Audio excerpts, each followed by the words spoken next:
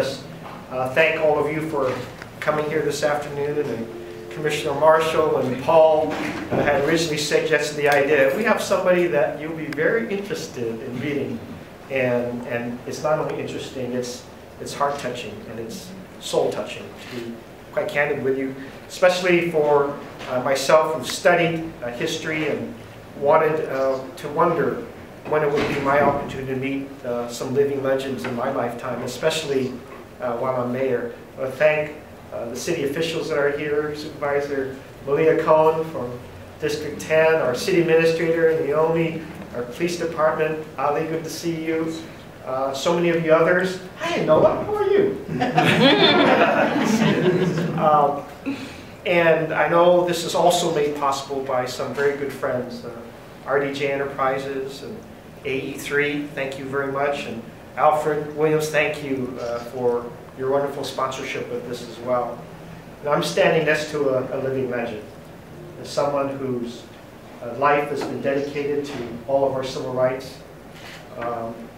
And in a city that celebrates its diversity and its equality, I couldn't pass up the opportunity to welcome Clarence Jones and to give him not only due recognition, but a warm welcome to San Francisco and the Bay Area, and to know that you have a mayor here who studied, who knows what it is for you to have shared in the momentous occasions of our country. Some people will say that you are part of the civil rights movement. I consider you to be part of our country's history. Thank you so much, sir. And from your work, obviously with Dr. King, your personal delivery of the letters from Birmingham, your crafting.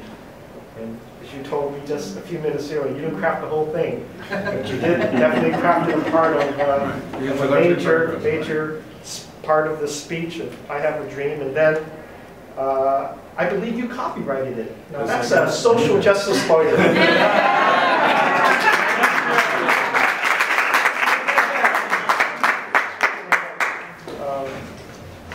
And you know, now that we know that you're going to be here for a little while, we wanted to give you a warm welcome and make you feel real at home. You're always welcome to be here to give us your insights. I think you've already sparkled with an idea. A little more than a year from now, next year, we celebrate 50 years of the march. And Commissioner Marshall and Paul and everybody are already excited about what we might use that occasion for, to talk about very important topics. But today it's about our welcome to you, celebrating your history and what you've contributed to our whole history, my history, as well as yours, as well as all of us. And give you not only a warm welcome, but in recognition and in joint partnership with not only everybody here, but on behalf of a grateful city. We would like to present a proclamation and declare today out of respect and admiration, but also just knowing that you are part of our history as people. We want to declare today a Clarence Jones Day in San Francisco.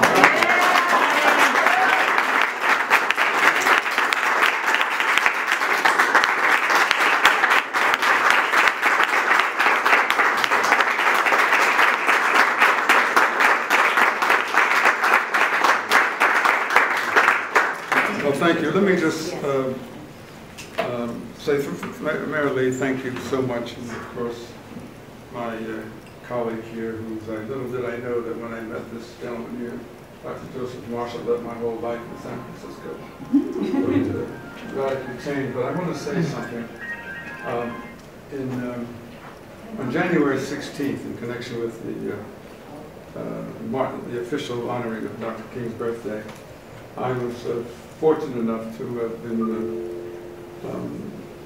the recipient of what was called the Legacy of the Dream Award by Georgetown University. And it was presented to me at the Kennedy Center. And during the,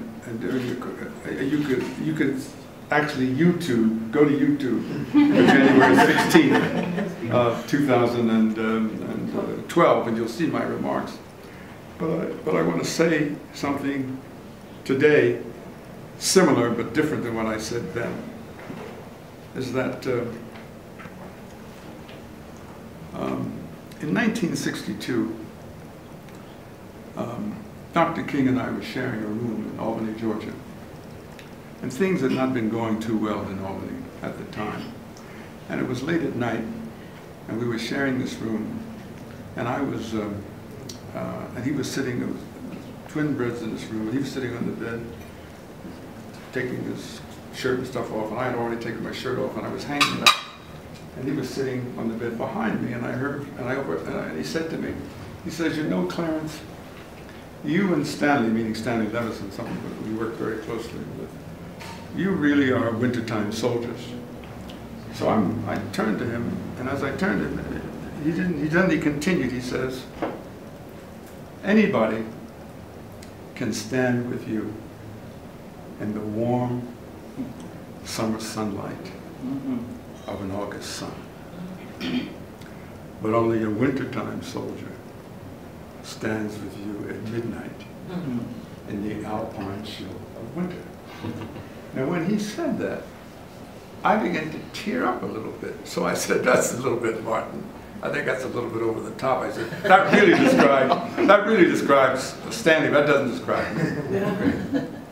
So when I got the legacy of the Jean Award, and just as I'm getting this award today, you speak about me and Clarence Jones and so forth, but let me tell you something.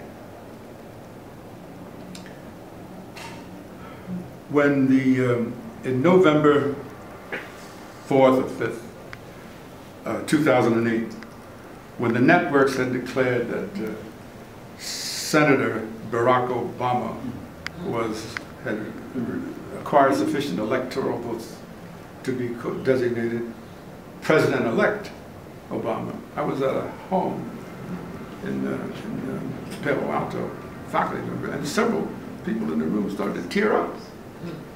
Started to cry, tear up. And I began to, tear up some, but someone, whoever it was, someone said to me, "Did you ever think you'd live long enough to see an African-American president?" And I said, "No." That's right.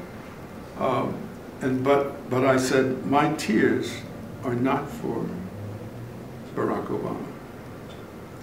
My tears and my emotion are for all those people whom I personally knew, who are not alive today, who made the election of Barack Obama. That's right.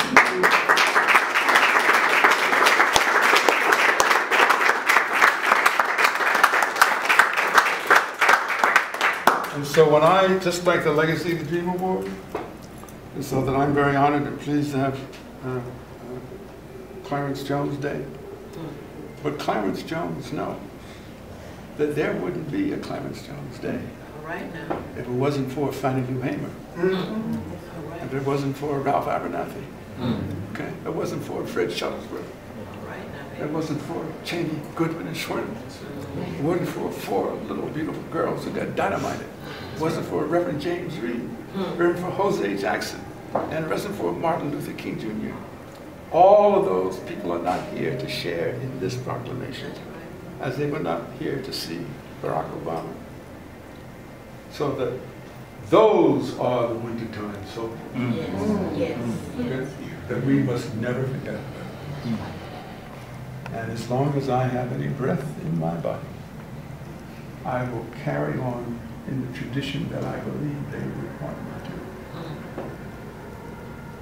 As I said in the room today, if Dr. King were alive today, among the things that he would say was that he would urge us, particularly young people, generation, to commit themselves to the pursuit of personal excellence. All right. And to commit themselves to nonviolent conflict resolution. Nonviolent conflict resolution. and to forswear those kinds of personal conduct that can be so destructive to themselves and their community. Drugs, guns. If you look at the history, not just of African American people, look at the history of Asian people, look at the history of Native American people. People who are struggling for their own self-determination to be free and have themselves recognized. There's something so special in that connected spine of historical development. Something so special that once we achieve a certain level of recognition, is that it becomes so precious. So we don't want to have what we've achieved, for example, as African Americans, to have it squandered and have it besmirched, because so much blood has been shed for me and you to be here today. In the East, we look with great pride that San Francisco, that has had over a period of time such a substantial Asian American community, finally has an Asian American mayor to represent.